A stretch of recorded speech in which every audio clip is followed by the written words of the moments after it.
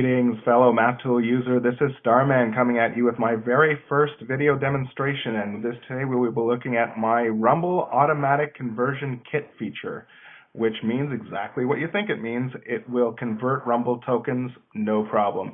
And if you look on the left here, you will see something familiar. Yes, these are the same three tokens from Rumble's campaign file that he uses as a sample. To the right here, we see three arbitrary tokens that I've just dragged on here to receive the conversion. So let's get right into this. The first step is to double-click on the Rumble token, go to the Config tab, and select Basic, the basic property set, which is the only property set. Makes things real simple. That's about half of the token 4E set that you know of in Rumbles. So a lot of the same properties, not as many, and a few MPB ones thrown in there for good measure as well. So let's say OK there. That's step one done. Step two is to select both of these and hit the F4 key. Now you'll notice another token gets generated on top of the token that I've dragged on there. We have two now. They look the same. The first one is called the player token. That's the one that you're actually going to be dragging around the board and playing with and, attacking other players and stuff like that. And this one here, which has almost the same name, it's called Live Villain. That will be receiving the powers that get generated from the conversion process. The player token is going to be calling the live token. So you've actually got two tokens, but you're not going to be using this guy, just the player token over here. Now, we see a message over here saying run something called the switch. So let's do that. That's actually step two. That's in Frankenstein's lab, the switch. So get it, Frankenstein's lab, and we tell Igor to throw the switch. So that's that. And over here, it's giving a message asking us to set dazed for stunning maul. What's that all about? Well, it's found a power called stunning maul, and it's determined that if there's a hit, that victim is going to get dazed in the process. So it's asking, well, do you want us to set that hit effect in that way?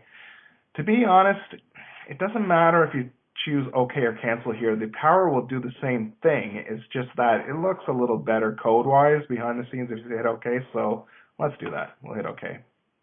It goes through, it converts all the powers, and it says macro creation complete down here in the chat.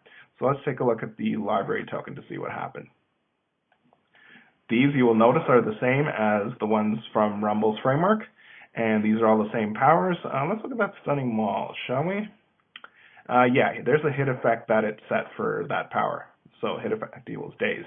If we hit cancel there, it would have appeared down here in another if block, which is okay. They both do the same thing, so we're good there. So that's about it. 1, 2, 3. It really is that easy. In fact, you know what? Let's go through do these. I've already switched to the basic property set on the remaining two, so we can just run the setup player token, do the switch again. This time it's asking to set prone for brutal black power. You know what? Let's hit cancel there just for the fun of it. And finally, the minion. Do the switch on him. And he's done. So we're done. That's 3 tokens in what? I don't know, minute or two. And you know what? Let's look at what happened with that brutal whack. Now this is the code for brutal whack.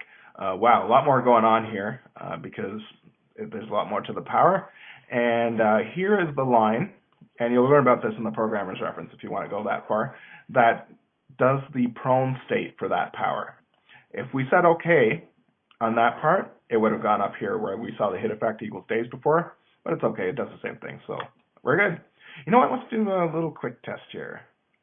We'll have Hero run that brutal whack power, and it's asking, do you want to run brutal whack or abort? We'll say OK, and we'll go on the villain.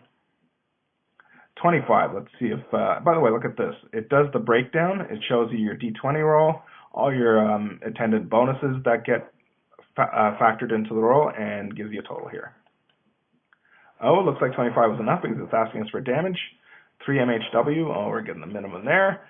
And strength of bonus of 5, inherent damage 2. And some extra damage on top of that. And he gets set to prone. That's part of the power. And we get an output in the chat window here. Notice the nice little banner indicating a daily power has been run. The usual power card stuff that we see in the player's handbook gets output. A little report here, 25 versus villain. We know he took 10 points of damage. And all the other things that happened according to the power. So that's that. So it works. Thank you very much for watching. See you in the next one.